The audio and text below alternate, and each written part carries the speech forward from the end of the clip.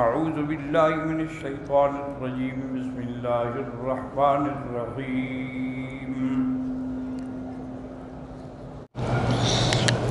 اگر سسر اپنی بہو کو شہوت کی نیت سے ہاتھ لگائے تو بیٹے کا نکاح ختم ہو جاتا ہے۔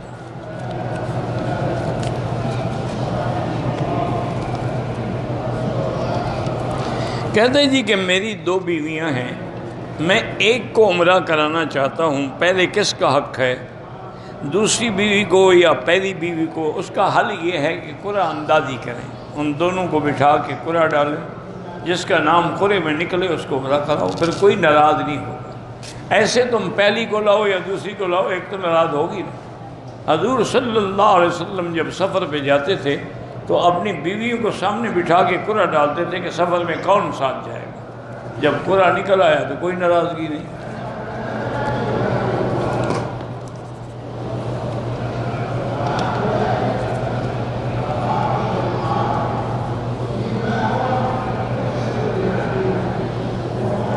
بہرحال آپ کا سسر اگر غلط حرکات کرتا تھا، شہوت سے آپ کو چھیڑتا تھا، تو آپ کا تو نکاح ہی ختم ہو گیا، پھر شوہر کے پاس کیا کرنے آئی ہیں؟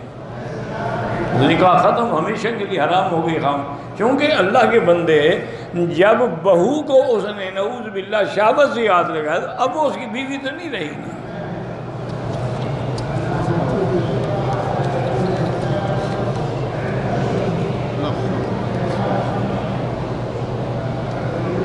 کہتے ہیں جی زمزم کو مقرر کردہ قیمت میں لوگ لیتے ہیں، اسے زیادہ پیسے اور دیتے ہیں۔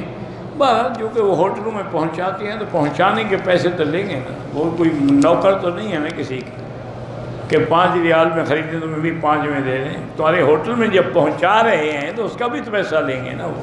آپ خود جا کے لے لیں، نہ خریدیں ان سے۔ ویسے بھی زمزم کی خرید و فروخت جائز نہیں ہے۔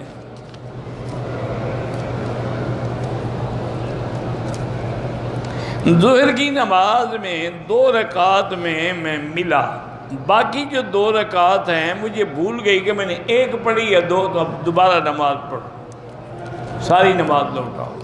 چاہے تم مسافر تھے، چونکہ تم نے مقیم امام کے پیچھے پڑھی، اب لٹانی بھی تمہیں 4 رکعتیں پڑھیں۔ دم کا معنی ہی یہی ہوتا ہے کہ کوئی بکرا، بکری، دمبا کوئی لے کے ذبح کر کے مکے کے غریبوں کو، فقیروں کو تقسیم کرو۔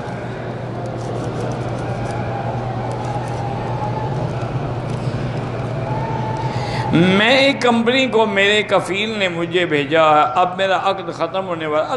اللہ کے دروازے تو ختم نہیں ہوئے نا، رزق اللہ کے ہاتھ میں ہے۔ اللہ یبسط الرزق لمن یشاء ویقدر، اللہ پاک جس کے لیے اگر ایک دروازہ بند ہوگا اور کھول دے۔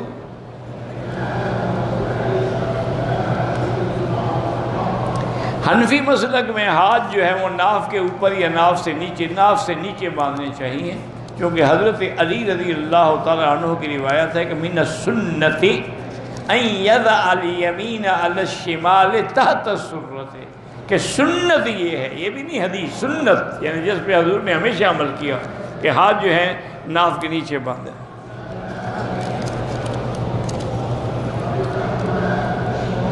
کہتے جی کہ مولانا طارق جمیل صاحب سے یا مولانا پیر ذوالفقار صاحب سے بیعت ہو جائے، اللہ توفیق دے۔ بہتر یہ ہوتا ہے ایسے معاملات میں بھی استخارہ کر لیں، جو استخارے میں خیر ہو اس پہ عمل کریں۔ میرے ایک بزرگ تھے مولانا الیاس صاحب، اللہ ان کی قبر پہ کروڑوں رحمتیں فرمائے، ان کے بھائی تھے مولانا ادریس صاحب صادق آباد میں، وہ بھی اللہ والے تھے۔ یہ مولانا الیاس صاحب جو تھے یہ بھی بڑے اللہ والے تھے۔ تو ہم نے کافی عرصہ زندگی کا اکٹھے گزارا مکے میں، روزانہ ایک قرآن کا ختم کرتے تھے، روزانہ۔ وہ کہتے ہیں وہ اللہ پاک نے میرے دل میں ایسی ڈیوٹی لگا دی ہے، جب تک قرآن ختم نہ ہو مجھے نیند ہی نہیں آتی۔ تو بہرحال وہ جس زمانے میں پڑھتے تھے دارالعلوم دیوبند میں، تو انہوں نے حضرت مدنی سے کہا کہ حضرت مجھے بیعت کر لے، میں آپ کی بیعت ہونا چاہتا ہوں۔ حضرت نے فرمایا بھائی میری بیعت نہ ہو، تھانہ بھون چلے جائیں اور تھانوی کی بیعت کر لیں۔ تو مولانا الیاس نے کہا حضرت تھانوی جو ہیں وہ تو کانگریس کے خلاف ہیں، اور آپ نے ساری زندگی ہمیں ترک موالات کیا ہے، خطر پہنایا، یہ کیا، وہاں جاؤں گا تو وہاں میری بنے گی نہیں آپس میں پیر سے، میری تو آپ بیعت کریں۔ حضرت مدنی نے فرمایا اچھا بھائی پھر استخارہ کر لو، اگر استخارے میں خیر ہو تو پھر بیعت کر لینا۔ اور میں نے کہا حضرت عجیب بات ہے، استخارہ اس میں کیا جاتا ہے جس میں شک ہو کہ یہ کام ٹھیک ہے یا غلط۔ مجھے تو آپ کی پیری میں شک کوئی نہیں، آپ کو میرے مرید ہونے میں شک ہے، تو آپ استخارہ کریں کہ میں اس کو بیعت کروں یا نہ کروں۔ حضرت ہنس پڑے۔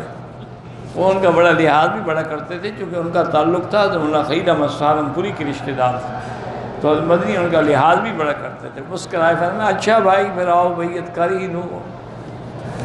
تو اس لیے بہتر یہی ہے حضرت کہ آپ استخارہ فرما لیں۔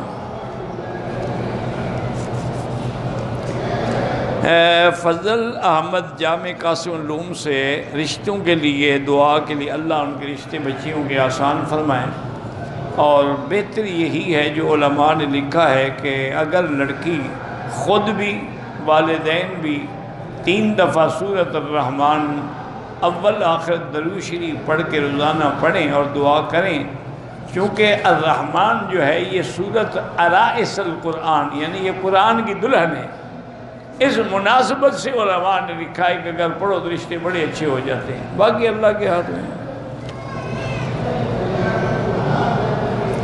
اگر نماز میں بھول جائیں، بہرحال یہ بڑے لمبے مسئلے ہوتے ہیں، بھول کیا گئے، زیادہ ہو گئے، کم ہو گئے، کیا کیا، واجب چھوڑا، فرض چھوڑا، جب تک وضاحت نہ ہو سجدہ صاحب کیسے سجدہ صاحب، واجب چھوٹے تو سجدہ صاحب ہے، تو سجدہ صاحب سلام سے پہلے بھی ہوتا ہے اور سلام کے بعد بھی ہوتا ہے۔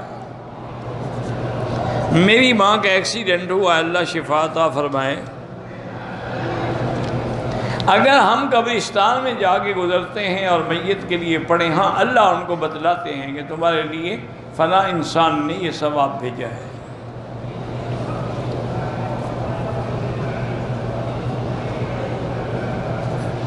کہتے ہیں جی کچھ لوگوں پر جنات کا اثر ہوتا ہے، وہ بعد عاملوں کے پاس جاتے ہیں، وہ کہتے ہیں ہم ابھی جنات کو حاضر کرتے ہیں اور ان سے پوچھیں گے کہ بھی کس نے جنات کو عمل کروایا ہے۔ یہ سب جھوٹ ہے، بکواس ہے، کچھ بھی نہیں ہے۔ ان عاملوں کو کہو کہ جنوں کو بھیجیں، کشمیر میں مسلمانوں پہ جو ظلم ہو رہا ہے، ہندوؤں کو تو نہیں مارتے، صرف ہمیں مارنے کے لیے بیٹھے ہوئے ہیں۔ ان سارے عاملوں کو کہو کہ تم اپنے جنوں کو حکم دو کہ جائیں وہ کشمیر میں جو مسلمانوں پہ ظلم، رات کو بیچارے اپنی جوان لڑکیوں کو دور دراز کے گھروں میں بھیج کے پہرا دیتے ہیں، کسی وقت فوجی اندر گھس جاتے ہیں اور ان کی بے عزتی کرتے ہیں، تو وہاں تمہارے جن کام نہیں آتے، صرف لوگوں کو، مسلمانوں کو پکڑنے کے لیے جن ہے۔ سب جھوٹ ہے، روٹی کمانے کے چکر ہے۔ الحمدللہ رب العالمین والصلاة والسلام علی اشرف الانبیاء والسید المرسلین